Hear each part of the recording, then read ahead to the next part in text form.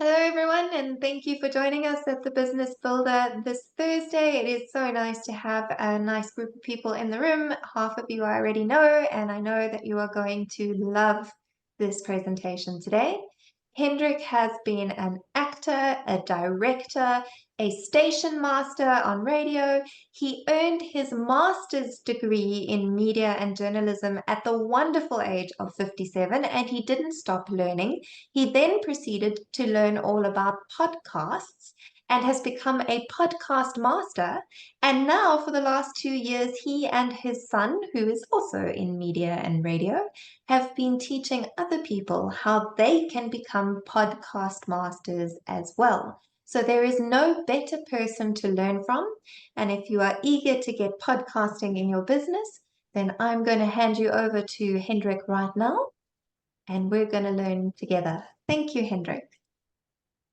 Thank you so much for that introduction, Neil. I did put up my volume on my microphone here. I hope it's a little bit more audible. Cool. Okay, so yeah, thanks so much, Tamron, for the opportunity, and thanks everybody for joining. I have given Tamron a few questions, which we will post in the chat as we go along. And I would love to see your responses on that. I want to make this a little bit interactive. I'm very much dead set against death by slides. So I've kept the slides to a minimum, and I would rather us have a bit of a conversation. Seeing that we're not so many, we can make it a bit more interactive. But what I want to talk to you about today is literally how to become a podmaster and give you a bit of information about all the things you need to know to master the art of podcasting. Podcasting is great. Total freedom, says Bill Burr, and that indeed is the case. There is so much you can do with a podcast, and unfortunately, people think very limited when it comes to podcasting. But it seems as if everybody wants to start a podcast these days, and who can really blame them? It has grown rapidly over the past 20 years. The first podcast in the early 2000s, and the word podcasting only coined in about 2003. And it has really seen three big growth spurts. Somewhere about 2005 or so, the first spurt came. About 2012 or so, there was another big jump. And then, of course, recently with the pandemic, when we were all stuck at home, everybody started a podcast. But here's the bad news about podcasting is about 2/3 of people give up around about episode 5. So pod fading is a very real thing, and the podcast directories are littered with these failed attempts. And it seems it's only a handful of people that keep going, and even less that make a huge success out of it. There are some people, obviously, that are multimillionaires because of their podcasting industries. And I think business owners and entrepreneurs are catching up to the fact that podcasting can be a very useful tool within their content marketing mix. So, whether you want to be a podcaster for a hobby, whether you want to make money out of it, or whether you want to use it as a tool for your business, there certainly is still loads of space. But it is starting to become a little bit crowded, but there are ways to stand out, and that's hopefully what I'm going to show you a little bit about today. So I'm really aiming this today at somebody who's never had a podcast before. If you do have a podcast and maybe you stopped, you might find some new impetus here. Or maybe if you do have a podcast, then maybe we can help you to even improve it and get more listeners and amp up the whole thing. Okay, now let's see if I can change the slide. So my first question, and you can pop that, is how do you define a podcast? What makes a podcast a podcast? I would love to see what your responses are to that. I know in South Africa, when you say podcast, people say, oh, who am I going to interview? Is an interview, does that make it a podcast? Or what specifically, in your opinion, makes a podcast a podcast? Let's see what you say. I'll jump in.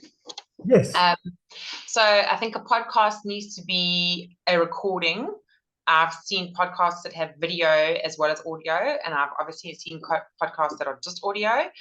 And it needs to run through sort of a series. So there needs to be some kind of golden thread that runs through the podcast that connects the topics or the themes, whether you have series where you have different topics and themes, or you kind of just keep going. And I think they also need to be streamed from kind of podcast platforms. So I would think Apple and Spotify as the typical ones. So if I had to say a podcast in my head, I would have those kind of 3 tick boxes. There has to be audio content, there has to be some kind of thematic connection, and it needs to be easily streamed. Indeed, I think you've hit the nail on the head there, Anne. It is an audio medium. It is audio on demand, if you want. We've all become used to video on demand, and with Netflix and all these things that we stream. Audio on demand, it's really radio on demand, isn't it? It's a form of radio. It comes from radio. I don't think we would have had podcasting if we didn't have radio and the 100-odd-year history that preceded it. And it builds on the tradition of radio, but it is not limited as radio is. With a radio station, you need a license, which costs a fortune. You need transmitters. You need fancy studios. So there's a great big barrier to entry. Ask me, we started an online radio station a few years ago, and we wanted to go terrestrial, and the costs were just so prohibitive that we just couldn't afford it. Whereas the barrier to entry for podcasts is so low. You need literally a cell phone, a podcast provider, and an idea, and off you go. So yeah, I'm not sure if the episodic nature of a podcast is necessarily a qualifier. You could do a once-off, something that, as long as it's on demand, like a movie, you get movies, you get series. They both streamed on these platforms. So in the same way, a podcast can be a series. It can be a forever series, once a week for the rest of your life. It could be a limited series of 6 episodes, perhaps, or it could be a once-off standalone, like a feature. And I'll tell you about something that we're making at the moment a little bit later. So yeah, I think that is one of the definition for a podcast. What's our second question, Tamara? Yeah. Who listens to podcasts? Who here listens to podcast? A regular podcast listener. Oh, goody. I can't see Aubrey, but I see Mariana, Neil, and Anne definitely listening to. Sometimes, says Alison, what is it about the podcast's listening experience that is appealing to you? Can I ask Neil, perhaps? Sure. Hendrik, for me, it's that it's on the go, that you can listen at a time that's convenient to you. And while you're traveling, what a pleasure. You have your earbuds in and listen on your cell phone, download it and listen at a time, again, convenient to yourself.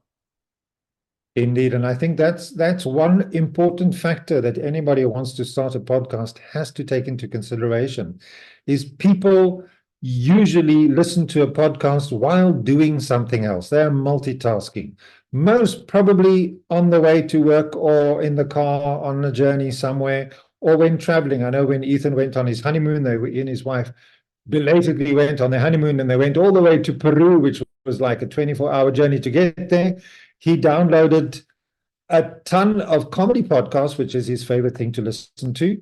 And that's what he did on the plane, listen to one after the other. For me, I like when I go for my afternoon walk, I put my earbuds in and I take the dogs and off we go and I listen to something. And then, of course, also you've got to think about what people are doing when they're listening, because the other question people ask me always is, how long should a podcast be? My first answer is, as long as it's interesting. And secondly, depending on what your listener is doing and how long it takes for them to do that. If their commute is half an hour, then you'd probably need to do a half-an-hour shows if you're doing a regular kind of series thing. So podcast is also a very intimate way of listening. I don't know, Neil, do you listen to earphones, headphones? How do you listen to it? Definitely. Unless I'm sitting in my study with the system on its own, listening to the computer speakers, but headphones and earplugs when I'm traveling. So that's a very intimate way that you communicate with somebody. And when you're planning a podcast, you've got to think about that idea, and we'll get back to this in a moment, is who's listening, and how are they listening, and when are they listening. So the fact that somebody gives you permission to speak straight into their brains and communicate on this very intimate level is a huge privilege, and also a huge responsibility, because do you want to bore them and get them ripping off the earphones, going like, that was terrible, I don't want to listen to that ever again? Or do you somehow manage to draw them in and captivate them and create something we call theater of the mind? Now that's a very important point to note, is you want your podcast to somehow activate the imagination of your listener. You want them to start building pictures and ideas. It's like when you listen to radio and you hear this beautiful voice on the radio, and in your mind, oh, he's this handsome, beautiful dude who's reading the news, and then you see a picture, go like, oh, goodness, no, he does have a face for radio, eh? In the same way, you want your podcast to activate the imagination, and for your listener to start filling in the blanks and painting the pictures and creating those scenes in their minds that will transport them away from reality, that will give them that magical experience. If you look at the history of radio, in the 1930s and 40s, when radio plays were so popular, and during the war and so on, you would have families literally coming in the evening and sitting in front of the radio together, and it would be a sort of a communal experience. And radio, to a large degree, still is that, whereas podcasting is an individual experience. You don't get groups of people going to a theater to listen to a podcast like they do when they watch a movie. It is usually a solitary thing that one person listens to. Okay, I'm gonna. Do we have another question on this slide? I forget. Just to list some of the podcasts that people think are Oh, great. yes, indeed. Mariana, you said you listen to some podcasts. What's your favorite one and why?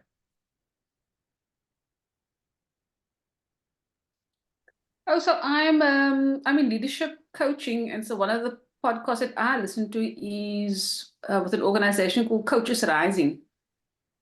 So they have different topics, and when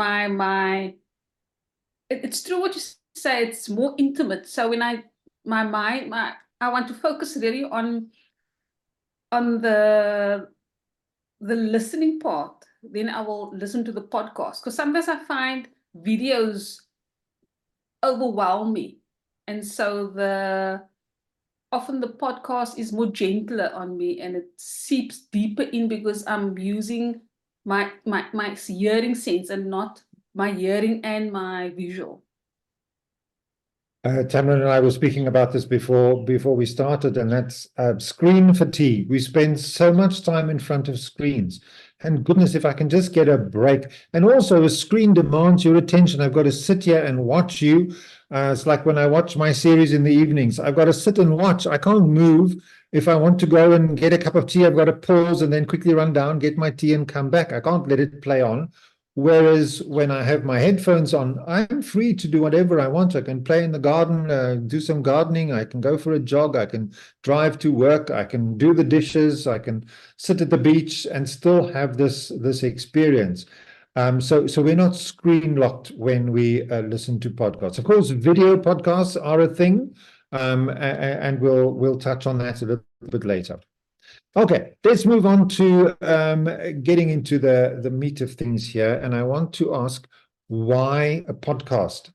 Now, if you are thinking about starting a podcast, this is the very first question you need to ask yourself.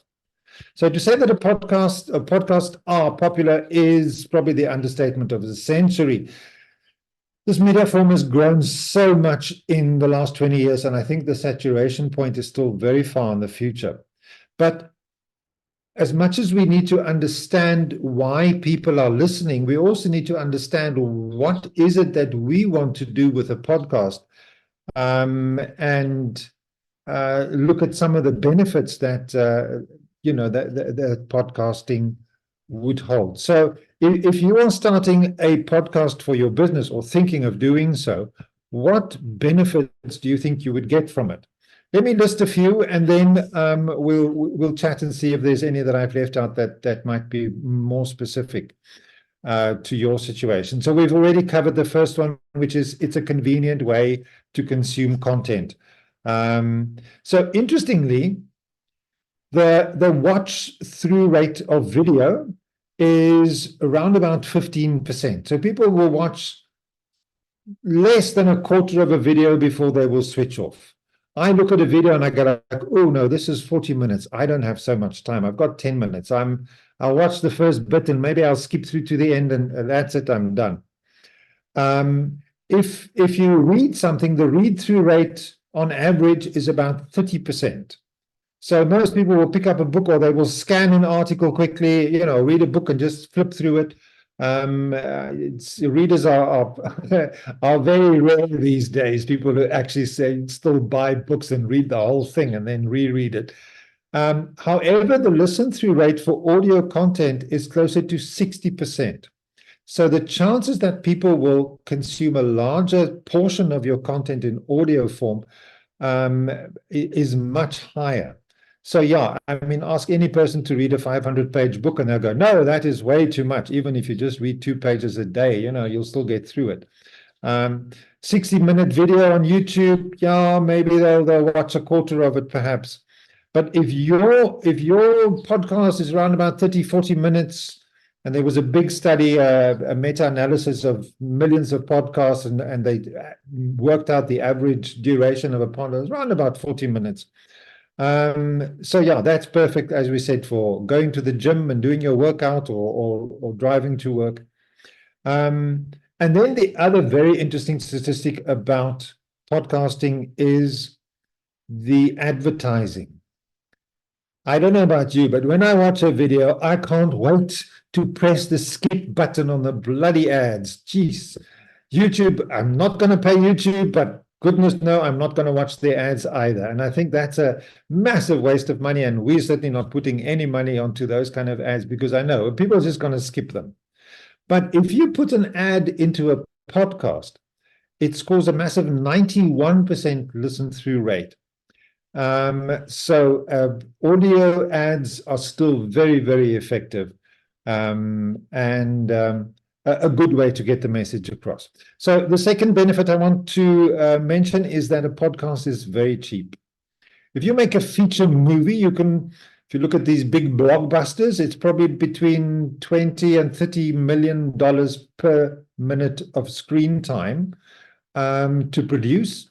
If you do a TV series, something like Seven Dawn or Generations or these sort of things, you're probably looking at 200,000-300,000 Rand a minute. Big budgets there. Whereas when you do a podcast, you can get away with very, very little budget. It also depends kind of podcast you make. The one that we're making now is costing about 1,600 Rand a minute. Which compared to movie budgets is minuscule. And this is for a very large production that we're doing, which I'll tell you about later. So you don't need many resources when you start podcasting. Yes, if you have the money, go and rent a proper studio, go and do it properly with all the bells and whistles, with a proper technician and get somebody to edit it for you. With a half-decent budget, you can still do that. But if you just want to get started, you don't need much more than your cell phone. Cell phones these days have great quality. And even if you just buy a cheap microphone, this one that I'm working with is called the Samsung Meteor. It's about 1,600 Rand. It's a USB mic, really good quality. And most of the software you need to edit and package and so on is all free. There are free versions everywhere, even to upload it to a podcast hosting site. They usually have free packages. So it's quite inexpensive and relatively easy to produce. I was on a movie set the other day, a movie called Ujunjalo, who's got Swedish and American producers. Big budget movie. It's going to go to the film festivals. I was on call 2 days. There were 60 people on that set every day. Actors, runners, drivers, cameramen, sound people, costume, makeup, all sorts of people. And the logistics involved in making a movie is just massive. Whereas it doesn't take more than yourself, a script, and a microphone to start a podcast. It just takes a bit of your time.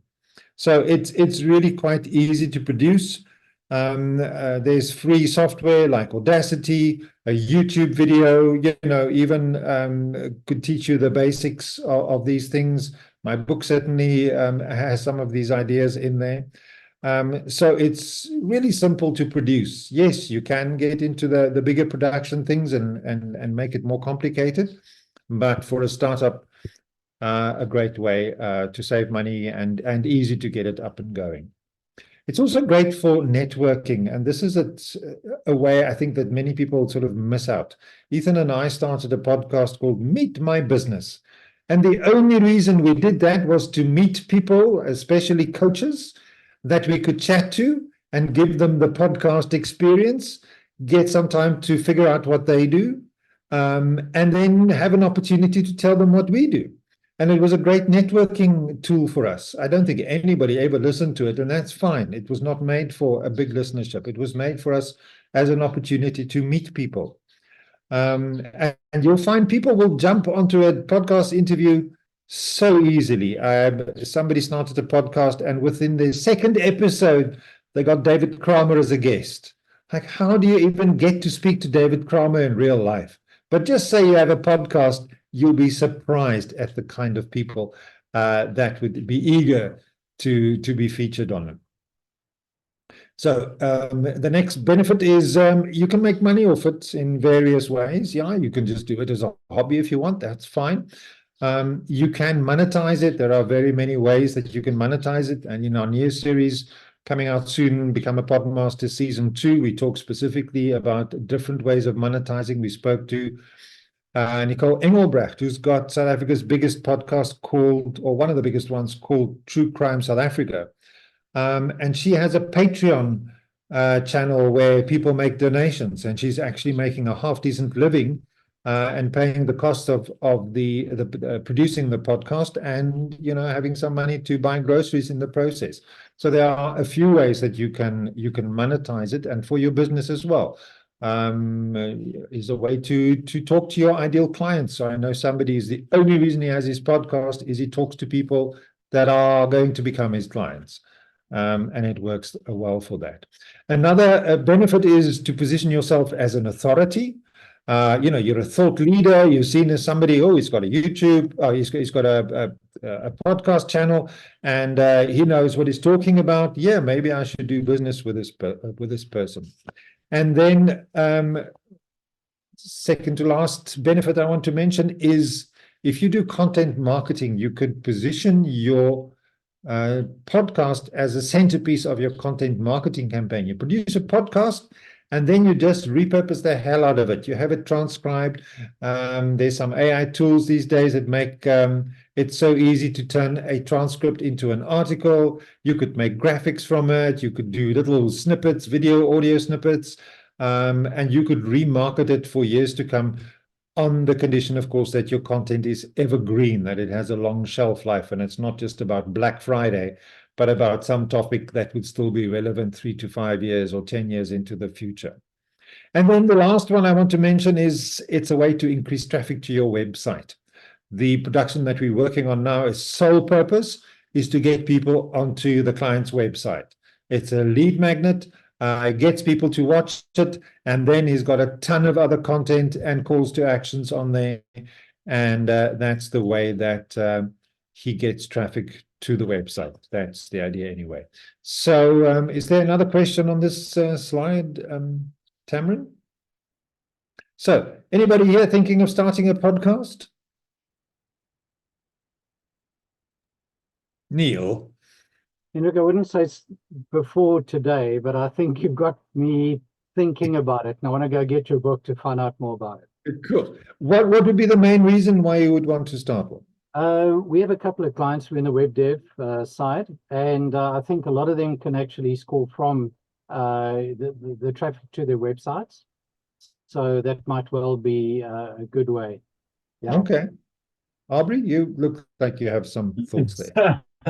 Sorry for only turning on my video now. Yeah, I've been thinking about it for a year or two now, and I'm part of a business network, same as Tamron, and I mean, it's a perfect place to collaborate with other people within your group, and you'll have topics for days to speak about. I think it's an outlet to share knowledge, and I think most of us have some to share. Yeah. Yeah, I think there's. Yeah. Sorry, we cannot all be TV stars, so we might as well do a podcast, eh? Be radio, be podcast stars, yeah. I certainly have the face for it. Definitely. Thank you, Aubrey. I was okay. We're moving on to the next topic, and that is, who are you talking to? Who is your ideal listener? And I want to start with a quote by Sandra Seeley, who said, "I tell anyone who wants to be a podcaster the same thing others have recommended. Find a niche that you are passionate about and willing to be immersed in." And for me, this is a really important point. You have to find a niche, and then you have to niche into that niche as far as you possibly can. I asked somebody the other day, "Who's your podcast for?" He said, "Oh, it's for everybody." I said, "Well, that means nobody's going to listen." The more specific you niche your podcast down, the more specific a listener you will target. And then you are just talking to one person at a time. But those ones will add up to hundreds and thousands and perhaps even millions.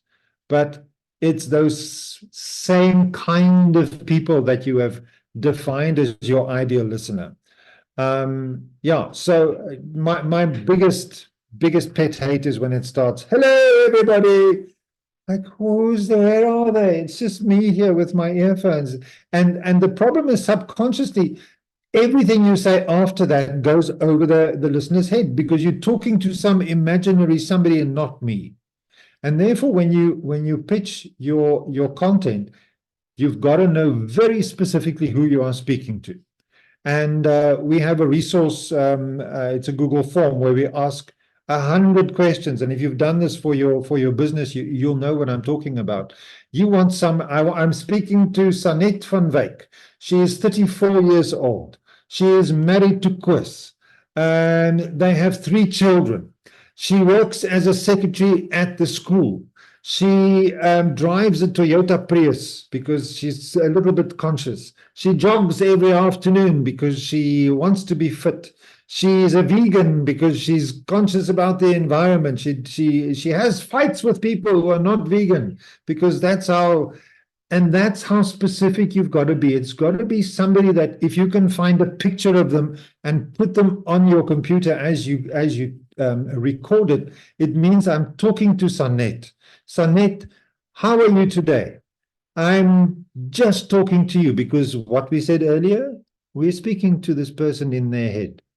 And yeah, I won't say a name when I'm talking to her, but I will start going, "Good day, how are you today? I'm Hendrik, and today I want to talk to you about my passion in life, which is podcasting." Now, I know you probably wanted to start a podcast, but because you are so busy at work and overwhelmed by the kids and all the afternoon things, that you don't really have the time to do it.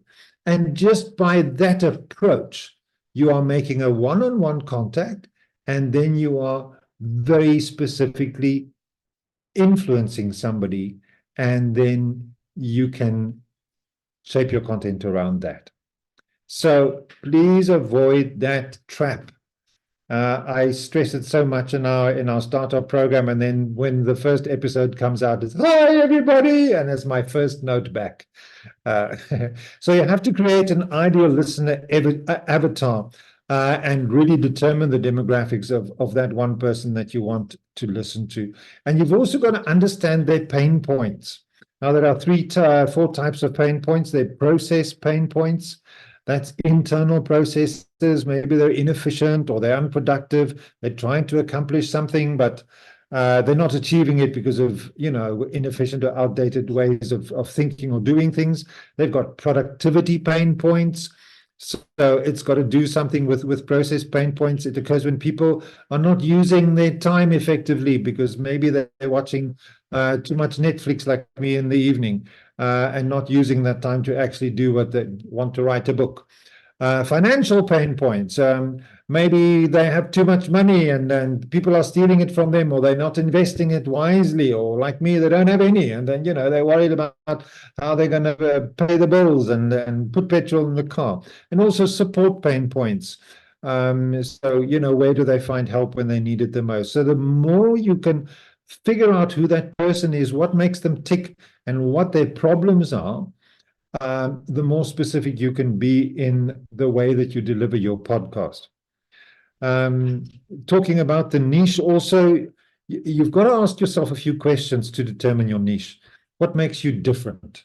What are your strengths and expertise? Because that's really the things you want to tap into. You got to look at the world around you and go like, what is relevant today? I mean, how is the war in Ukraine and Palestine and conflicts around the world? How does that influence who I am, where I am, and the kind of content that I deliver and how that I'm doing it?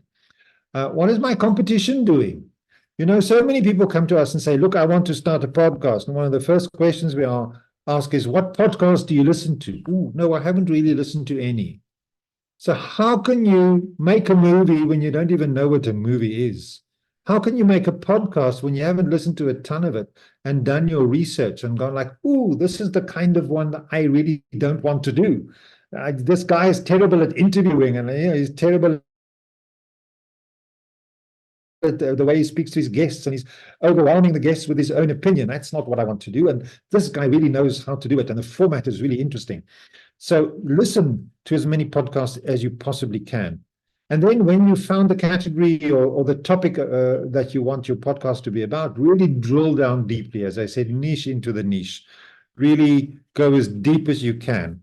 And that will all help you to really figure out who your ideal listener is, who you're talking to, and then how you deliver your content. We are skipping to the next slide as I look at the time. Okay. A question here is, do you know what a genre is?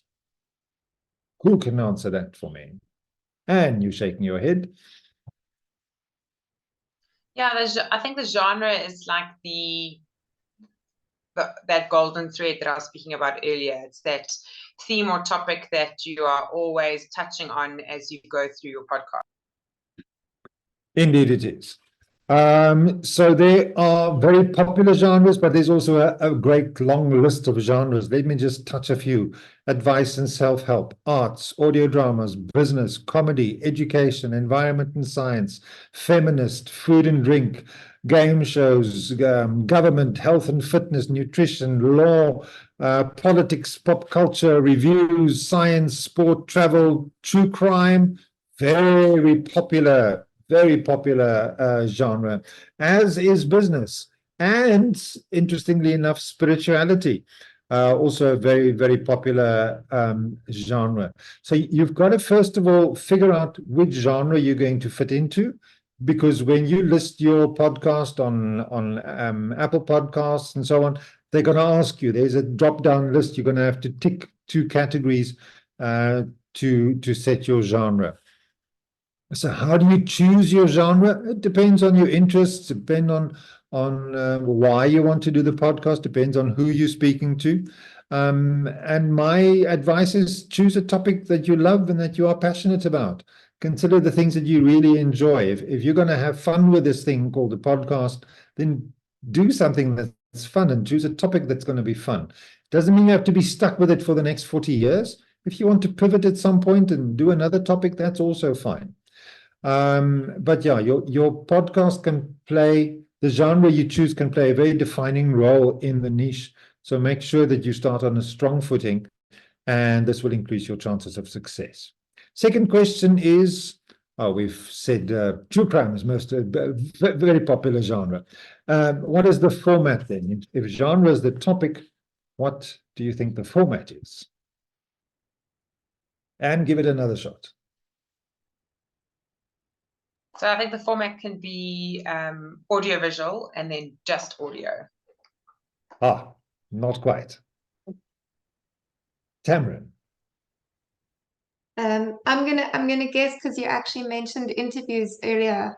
I think that's what you mean is it gonna be an interview style, or are you gonna tell a story, or is it gonna be a teaching session? I think that's what you mean by format, because my first thought is whether it's audio or it's visual or it's but obviously it's a podcast, it's audio. And the only thing we could add in there is potentially maybe video. Because some podcasts have both. But if you're asking for multiple formats, I'm guessing you mean the way in which it's delivered. Indeed, you are hitting the nail on the head there, the nail on the head. So let me list a few of the formats. Branch access. Sorry, I have to man the gate at the same time, and my cell phone does that for my staff to come in. So let me list a few and just talk you through them. The first one is called a solo podcast. That's one person, probably with a well-written script, who's delivering the whole thing. If you listen to True Crime South Africa with Nicole, that's a solo podcast. It's her. She scripts the whole thing. She researches the hell out of the story, and she tells the story from the perspective of the victim. She doesn't glorify the perpetrator. A very specific attitude that she takes there, and very, very successful. It's her. She's a journalist. She knows how to research these stories. She talks to the police. She talks to the families. If there's sensitive things that the police don't want her to talk about, she leaves that out of the script. She scripts it word for word. It's very well scripted, and she delivers it on her own as a solo podcast. Something Ethan and I do is a co-hosted or a conversational podcast. There's two people who have a chat about something. Maybe they have different opinions and then they have a bit of conflict. Maybe in our case, in Become a Podmaster, we then add pre-recorded clips of interviews that we've had to illustrate the points that we are talking about and to add extra value into that. Most popular in South Africa certainly is the interview podcast. This is where you get a guest and you chat with them. Now, of course, if you're going to interview somebody, you're going to need some really cool interview skills. Not everybody is great at interviewing somebody else. An inexperienced host will make the mistake of using the interview as an excuse to air their own opinions. And sometimes, I think Trevor Noah does this. Somebody said the other day, they don't like the way he interviews it because he's continually telling people what he thinks. And that's not the reason we're listening to the interview, is it? Panel discussion is also a great way, and it's kind of a neglected one. This is where you have 3, 4, or 5 or so people, panelists, who are passionate about the subject matter. Also very, very popular among audiences to listen to this format. Now, this is slightly more difficult to produce because you've got to, coordinate everybody's schedules. Then you want different personalities because you want kind of the joker. You want somebody to lead the whole thing. You want somebody who's kind of the joker, somebody always devil's advocate, somebody who has a completely opposite view. So you want people with different viewpoints when you discuss a topic, but they can be very entertaining. Non-fiction narrative storytelling, like True Crime South Africa, is when, and a lot of true crime genre is non-fiction narrative storytelling. This is really great for the podcast who like solving mysteries or telling true tales. There's one so we're part of the South African Podcasting Guild. It's a new organization that started recently, sapg.co.za. You can tell them I sent you.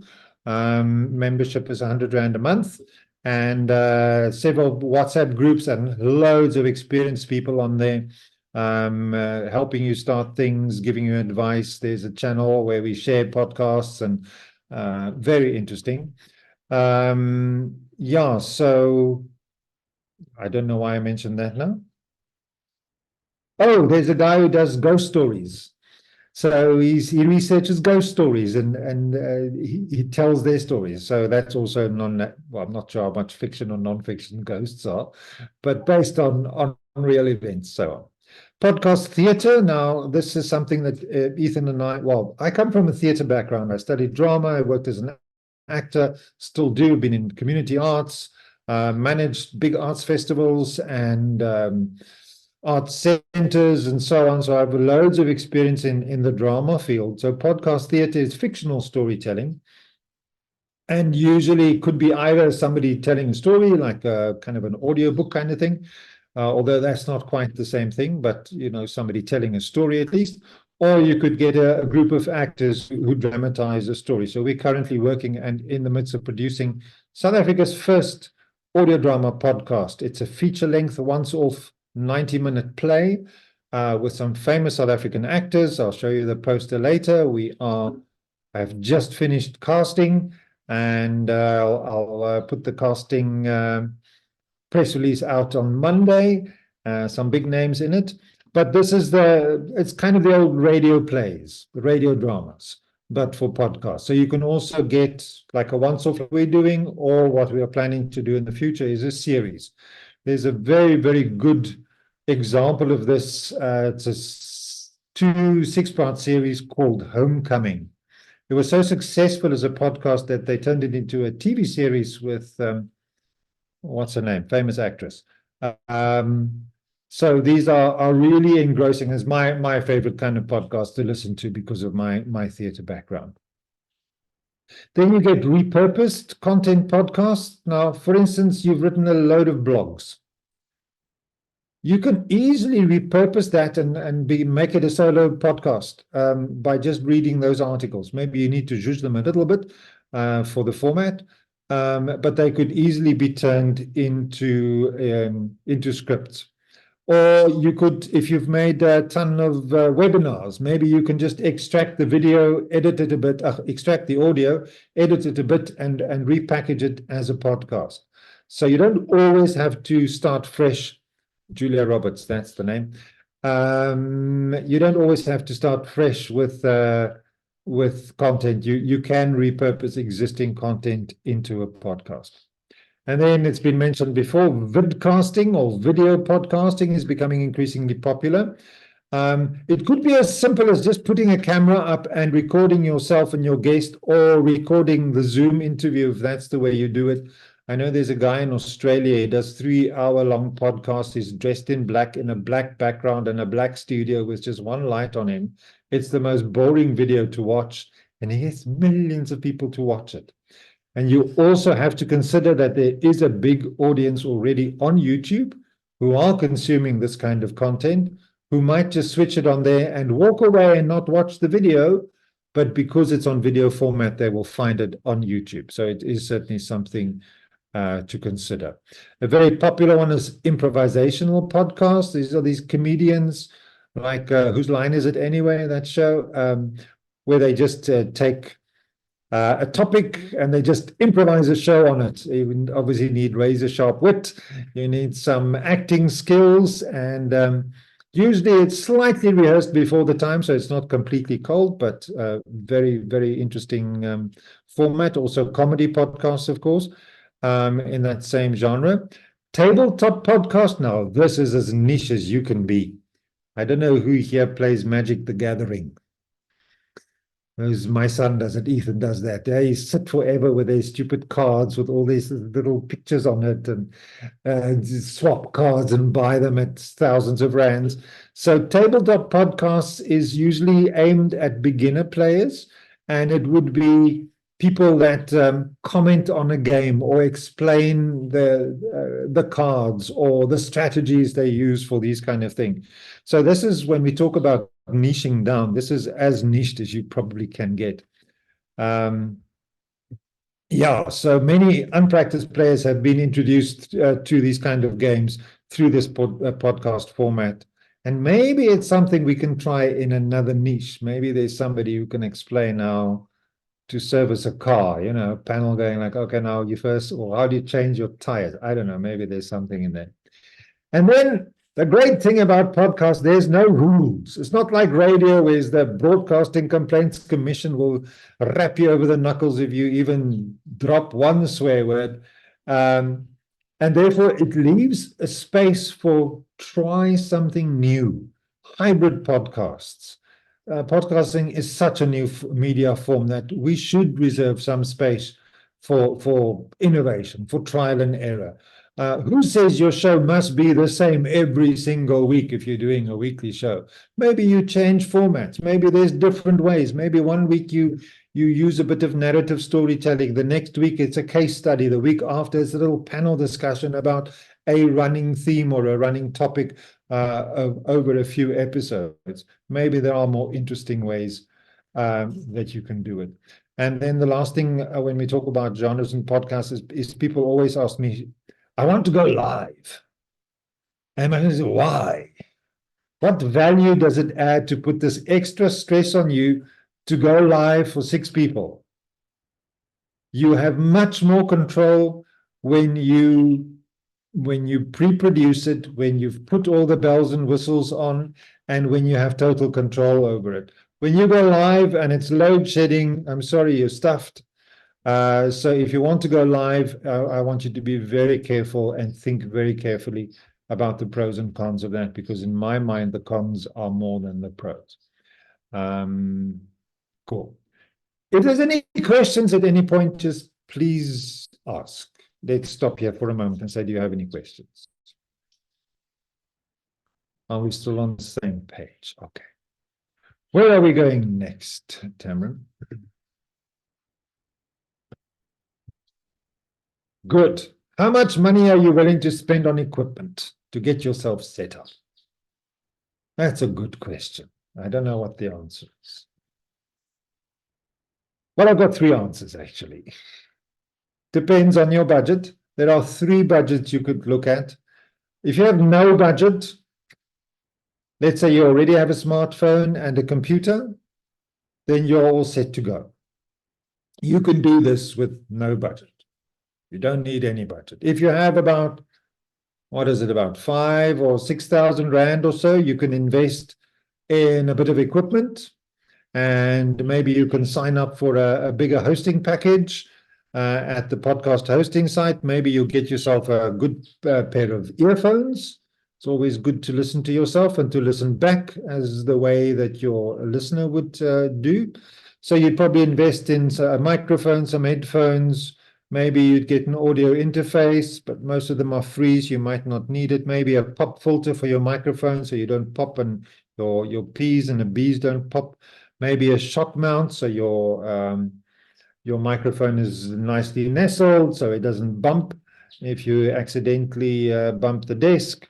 Some hosting software or storage space, and some editing software won't cost you anything. So you could get away with just a few Rand. If you do have big money to spend, we are pitching now our audio drama series, 20 episodes for 1,500,000. So if you have that kind of budget, I would be more than willing to produce the most amazing series you've ever heard. But that would involve a writer's room, several writers, script editor, sound designer, hiring fancy studios, hiring actors, big marketing budget. It's bells and whistles kind of thing that I'm talking about. And of course, salary for the producers who have to put all this together. So yeah, there are three kinds of budgets you can use. But basically, you would need either a smartphone or a tablet, some headphones, a computer, microphone. If you want to be fancy, some speakers, proper speakers to listen to, and some softwares. You can skip all of this and just go hire a studio. There are some great podcast studios popping up all over the place. We are working with Solid Gold Studios in Johannesburg. We're friends with Ultimate Media, who's got a lovely studio.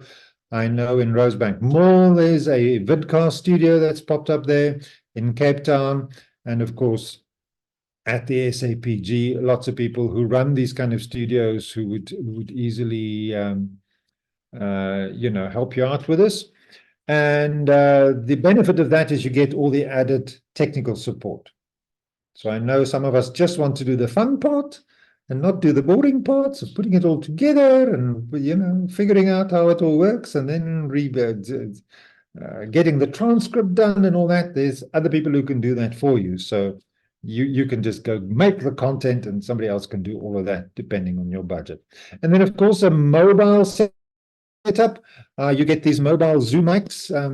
They're not too expensive if you want to do some field recording.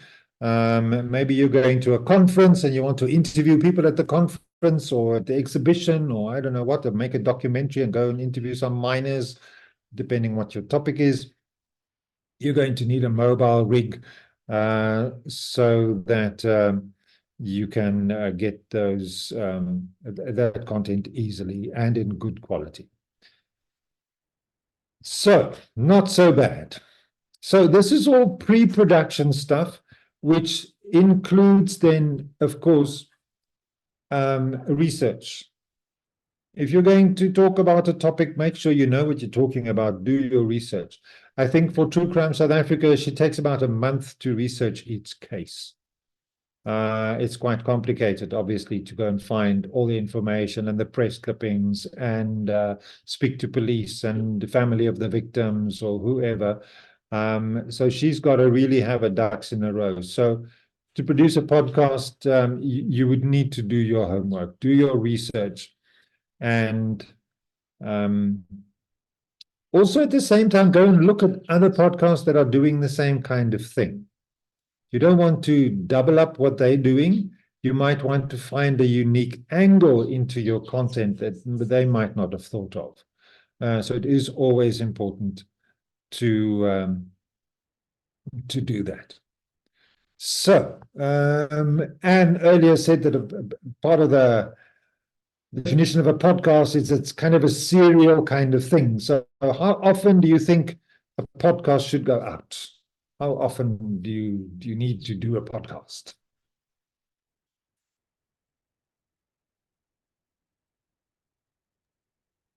Weekly or monthly? Again, Probably there's not no daily. Yeah, hopefully not. Well, there are people that do it daily, eh? But I think those are full-time podcasters who make a living off it. My answer is it depends on you. If you want to commit to a weekly podcast, then at least have 2 months worth of episodes banked before you even start. Don't put yourself under pressure like on Thursday. Oh my God, I've been so busy this week. What am I going to do tomorrow? I don't even have a clue. Let me just record something. It's going to be a failure. You're going to lose steam by week 3 or 4. Pre-produce. Get episodes done. Don't just produce one and let it go out. Put them in the bank. Do some advanced publicity, warn people through your email lists on your social media. Episode is so-and-so is coming out on the 14th of May. It's going to be about this. And, your pre-publicity will help a lot in terms of marketing this. Don't put yourself under pressure. Also, it's not necessary that you now commit to be a podcaster for the rest of your life. You have a business to run. Maybe you just want to do a limited season for now. Maybe you want to do 6 episodes. That's fine. It's up to you. Yeah. We take 1 day. We take our interviews usually take about 3 months. Here and there, once in a while, we get somebody, we interview them, takes an hour, we cut up the clips, we sort of put them on our Google Drive in folders so we know what we're talking about. We have the same set of questions for everybody we interview, depending on what our episodes are going to be about. So there's 1 question per episode. We ask the same questions of each of our guests. We cut up the clips, put them in the drive, and then by the time I'm ready to script, I know I've transcribed all the clips. I know what they're going to say. I get ChatGPT to give me little summaries of what the clips are about, and then I script it. I do bullet points. This is what we're going to talk about. Clip. This is what we're going to talk about. Clip. Ethan and I go into the studio 1 day. We record all 6 episodes, all the clips, and then it takes him about 2 months to edit that all together. So you can expect our next season to start coming out middle May. 15th or so of May, I think, is our first episode. We'll then release them weekly over 6 weeks, and then we just remarket them for the rest of the year. And we've got season 1 to market as well. And then we repurpose it, so we post it on our on our website. As first of all, there's the clip. You can click on it and listen to it. Then next month I will post the transcript with the clip and market that, and then the month after I have an article with the clip, so you can read the article, and if you want to just go and listen to it, and so on and so on and so on. So I get a ton of value for a whole year out of those 6 episodes. So of course that all takes a bit of planning. You want to plan your season, you want to plan your episodes, and of course storytelling is very important. What is the story you want to tell over these how many episodes? And then of course scripting, very important. So what do you think is the advantage of having a script, or do you just go in blind? Oh, I think it's obviously to be well prepared. You don't want to fumble and stumble while doing it. Then you're going to do it over and over. So yeah, to do it the least amount of times. the preparation is all, I think Shakespeare says, or something to that effect. Yeah, there are very many ways you can script it. In the book, I've got some script templates, ideas that you could use. There are different ways of preparing the script and different storytelling techniques that you can use. The hero's journey is, for instance, one. If you know Lord of the Rings, that's kind of the hero's journey thing, where it's a very specific formula that you use, and you can use that for the script. It could be a very detailed one, a word-for-word script, like the script for our audio drama. It's 100 pages, it's 40 scenes, it's been written and rewritten, and 10 times I've written the thing, and we've refined it to the point where we know, and we've said it aloud so many times, we know people won't trip over the words. It's easily sayable. It's not to be read, it's to be said, and therefore you've got to say it aloud before you actually record it. The script we did for Become a Podmaster was bullet points. So we've got talking points. We discuss it before and go, okay, you say this, I say that, what do we do? And then we record it, and it helps us just get through the content in a much more organized way, as Albie says. You don't need to fumble about things. Yeah, so script, very important. It doesn't necessarily have to be linear. If you listen to Homecoming, which I highly recommend, it's a non-linear storytelling. It's out of joint. Then it's in the past, then it's in the future. Then you don't know what the hell's going on.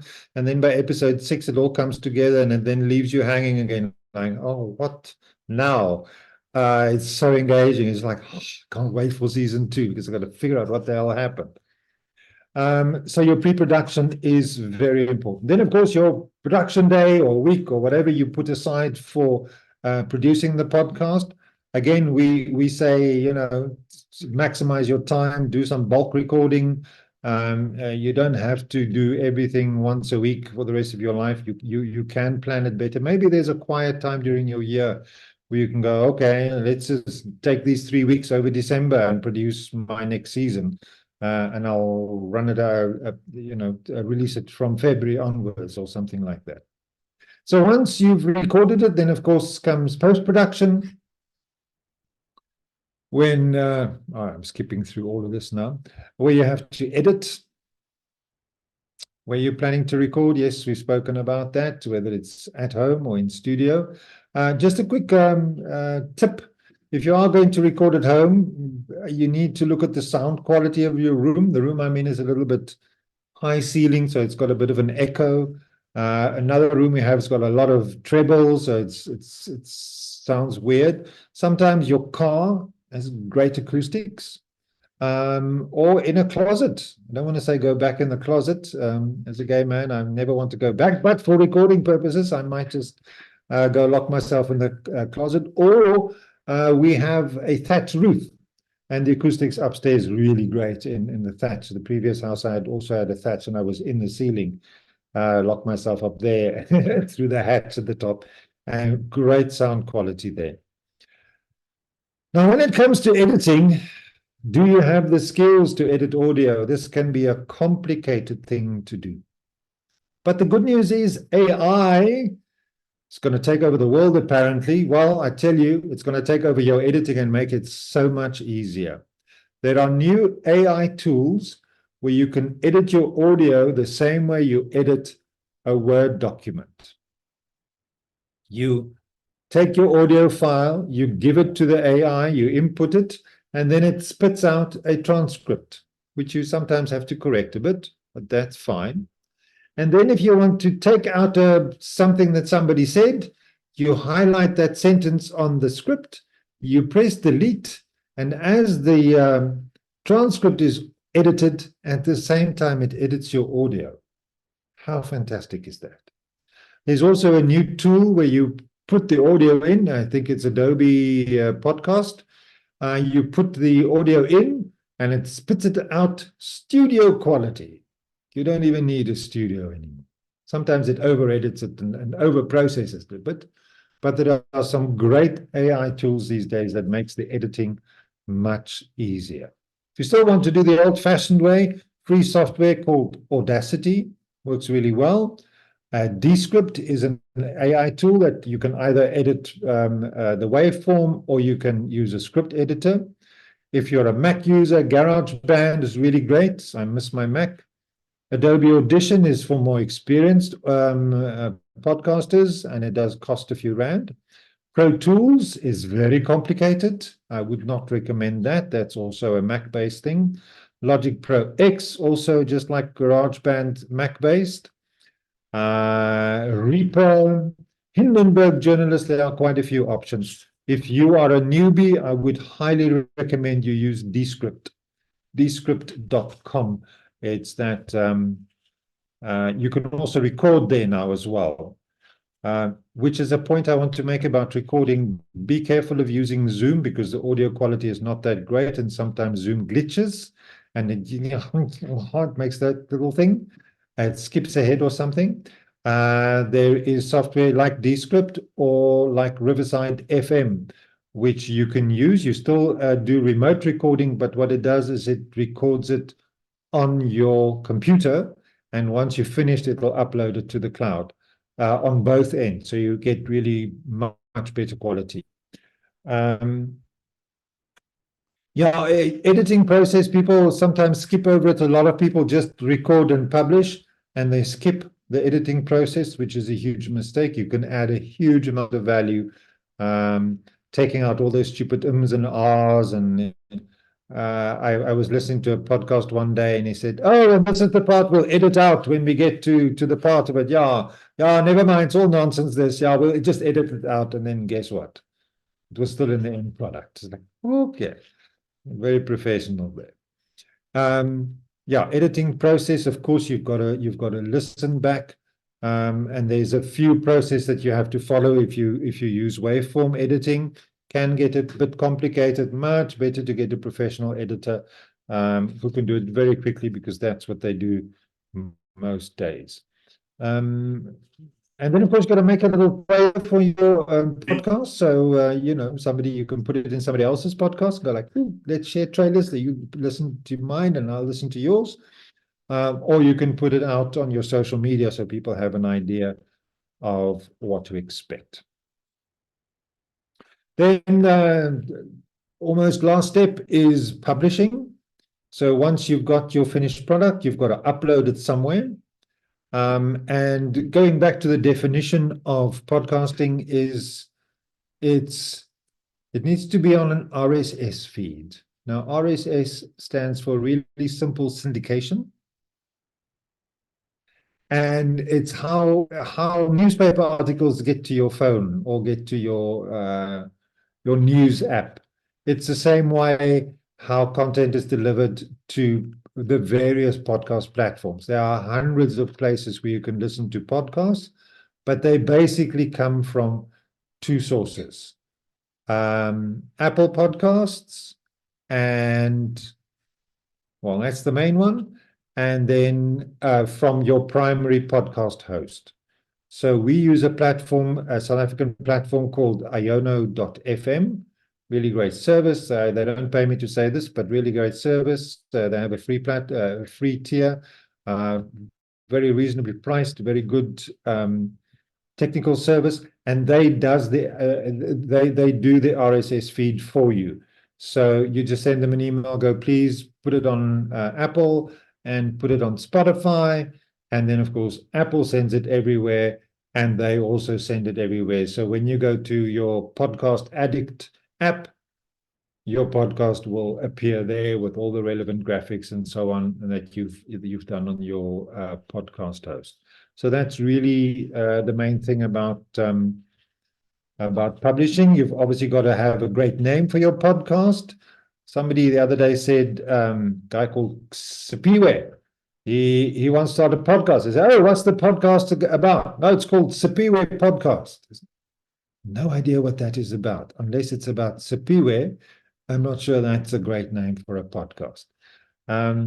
You will be tempted to choose a title first. Wait, the podcast title might just jump at you. There are some podcast title generators. You can just ask for ideas. ChatGPT, very useful there as well sometimes. But ideally, the title is about 16 characters long. If it's too long, it won't show properly on your phone because most people look at these things on their phone. And if you look on a phone, you'll see the graphics become very small. The titles become very small.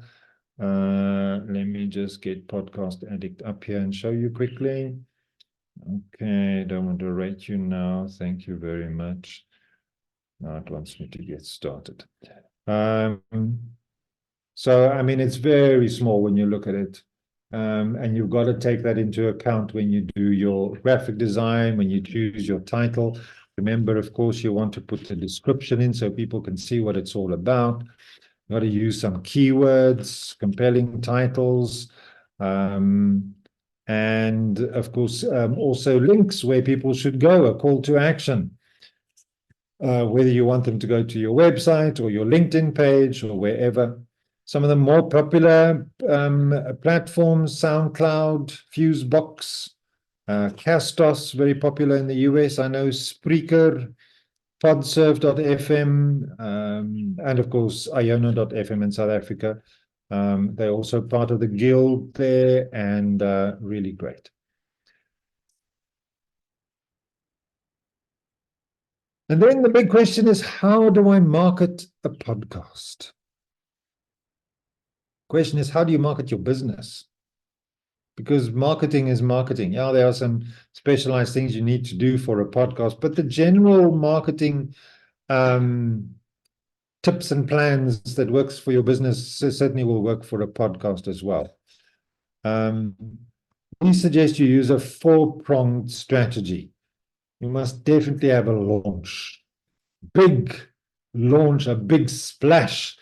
Lots of press releases, lots of advance word and teasers and trailers and things, and leverage your email lists, your databases, your friends, your family, your enemies, doesn't matter, and do a big launch. Now, it's a bit like Netflix. They will put two or three episodes, usually 2 episodes up.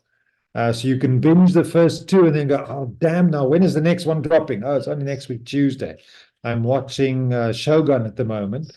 They dropped the first 2 episodes, an hour each. It was fantastic, and I was hooked. And I can't wait for a Tuesday so I can watch my next episode. And I'm already worried for when this series is going to end. So the launch is a very big thing. Then your website, I would suggest if you have your own website, that you make a specific page on it, or even create a specific website just for the podcast. And I want you to go to a website for a podcast. I think they've changed the title, but you can Google it. It's called S-Town. S-Town. It's a narrative nonfiction podcast, hour-long episodes. There's a total of 8. it'll start and you'll think, what the hell is this about? And then it'll draw you in. But the way that website is designed is just so gorgeous. It's so beautiful.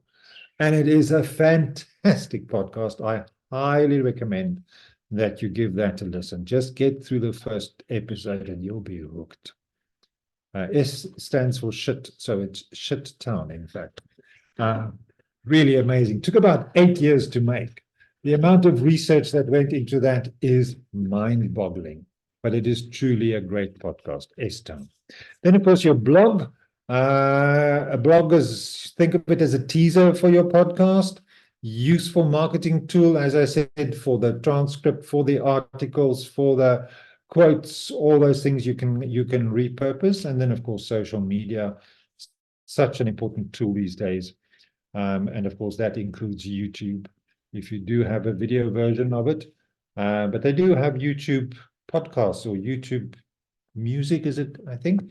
I must be honest, we've not really ventured into YouTube yet.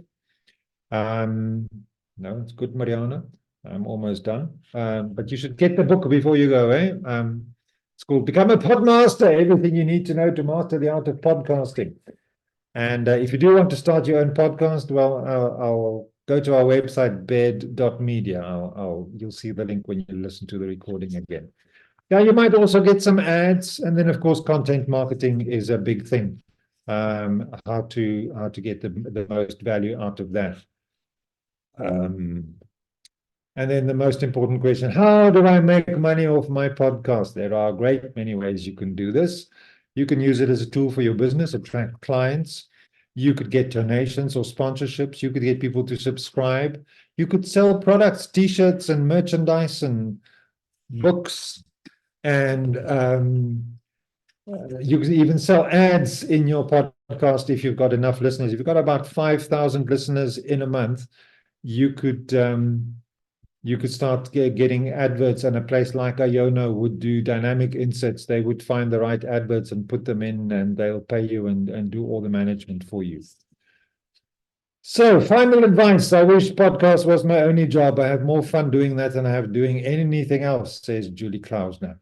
A podcast will forever be a work in progress. Maybe the first few episodes will not be that great. Maybe you won't even publish them.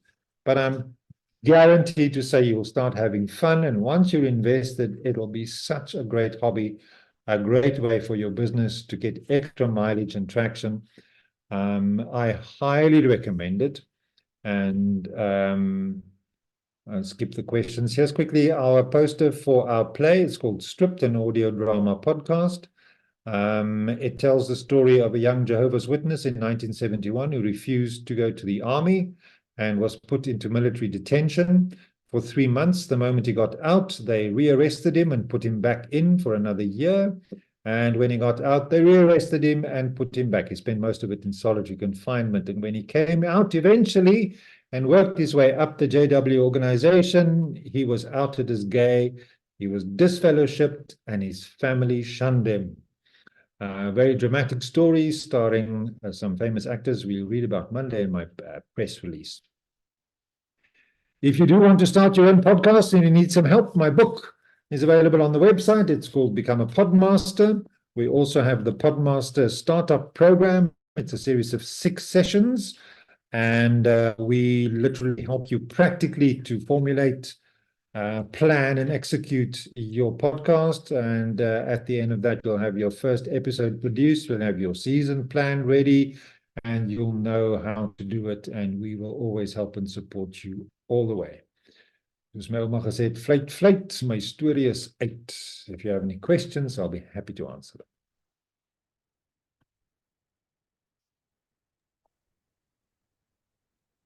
I don't have any questions. I just want to thank you.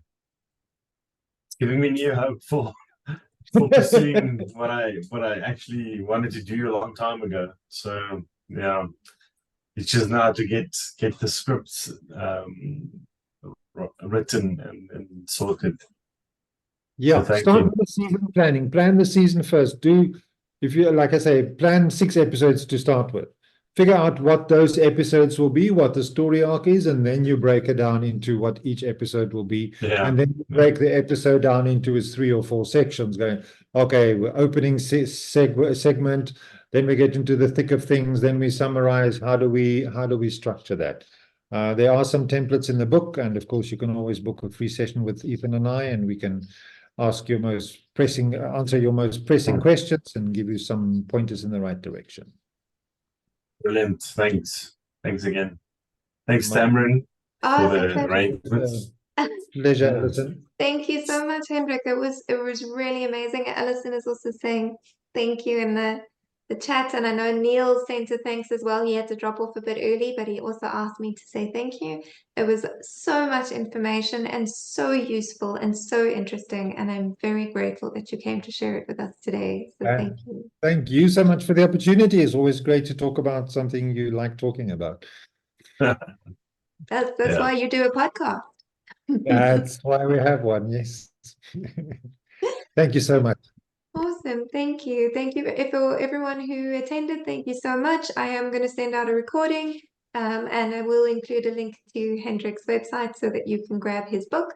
And if you want to connect with him on LinkedIn, I will be putting that connection for you in the email as well. Otherwise, thank you so much for attending. I hope you enjoy the rest of your day.